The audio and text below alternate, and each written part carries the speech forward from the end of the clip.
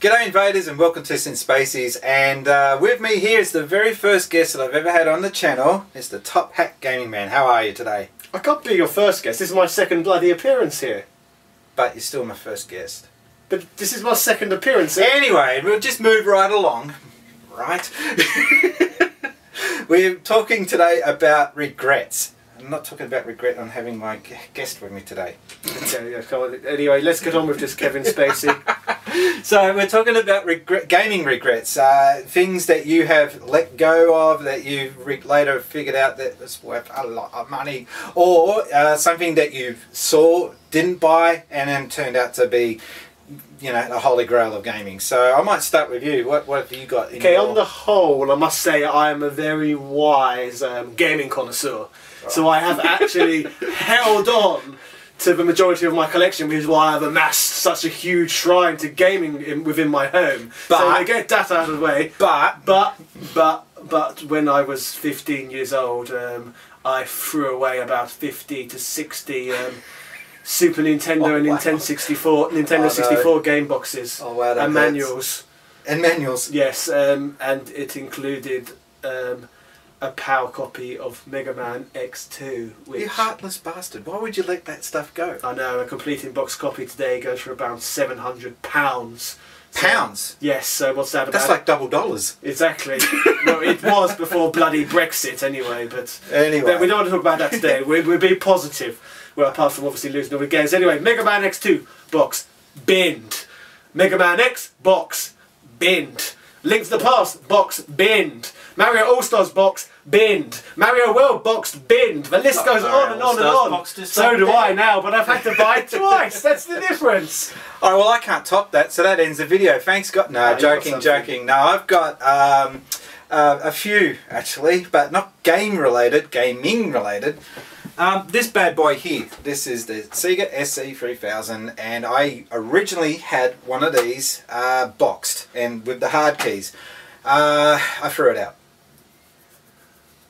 Yeah, I just threw it out, and it gets better. I actually had the disk drive unit that came with this, and that thing's now worth about $2,500. I had it boxed complete. I wrote my very first magazine, my homebrew magazine, on one of these things, and I just let it go because I figured I'm not using it anymore. I don't need it. Let's look on the bright side of all this though. Boxes were made to be thrown out, and that's the bloody reason why it's all worth so much so now, because people like us chucked them in the bin. Yeah, okay, if that's you want. The only thing annoying about my story is that I did actually hold on to the boxes for years and years, and then I threw them out about 10 years later. How quickly did you dispose of your box? Many years later, but it's still same problem. But I didn't want to chuck it out.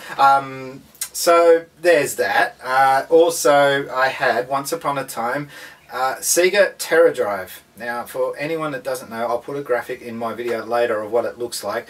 Basically, it was a Sega Mega Drive / PC. This thing was quite unique. Have you not heard of this before yourself? I've seen the Sega PCs, but I think the ones I'm familiar with is the Amstrad ones. Yeah, so there was that one as well, but Sega themselves had the Japanese release only Terra Drive.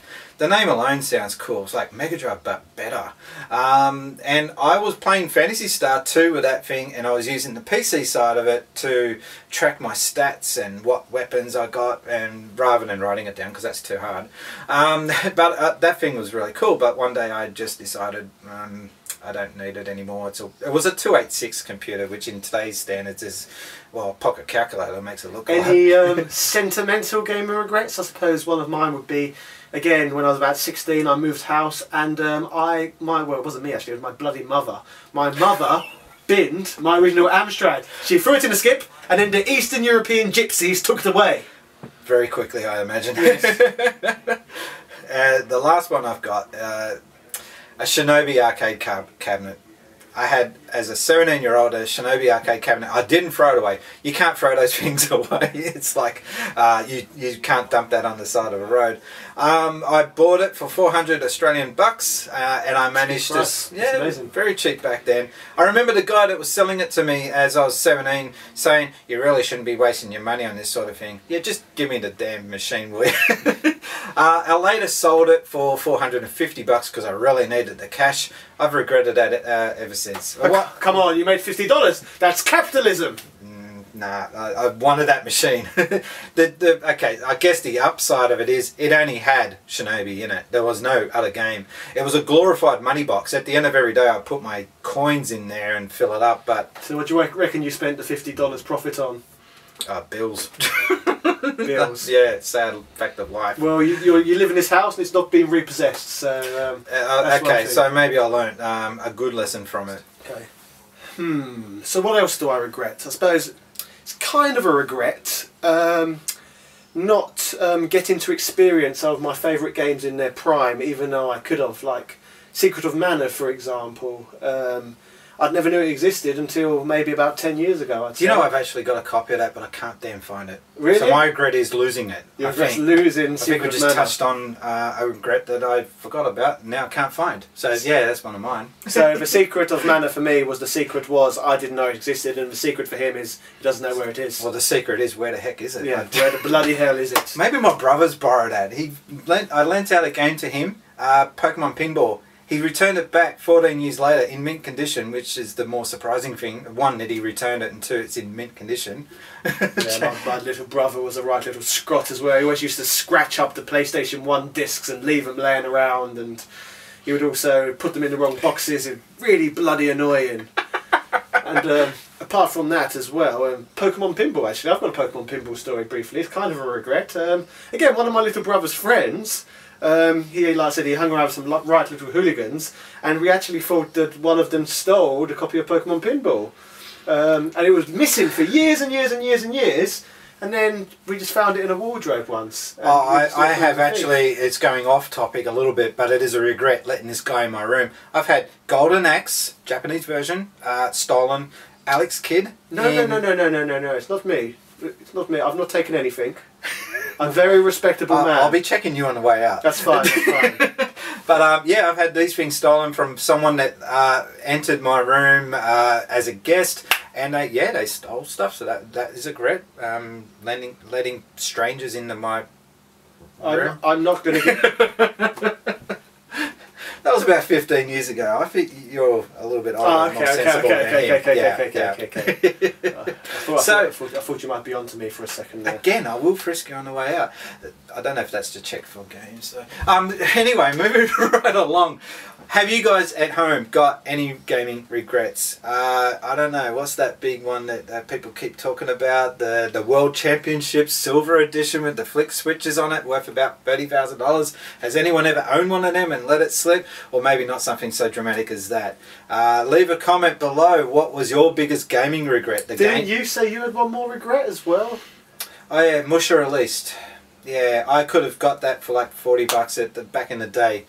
For those of you who don't know, Musha Released is a shoot 'em up on the Mega Drive, and it's probably the most expensive game on the Genesis Mega Drive platform. You can see that go on eBay for about $300 to $400 Australian dollars. Or US, I'm not sure, but it's quite expensive. Quite a dear game. Go on eBay now and have a look, you'll see what I mean. And make sure you don't buy it and find out that later that it's a dirty reproduction.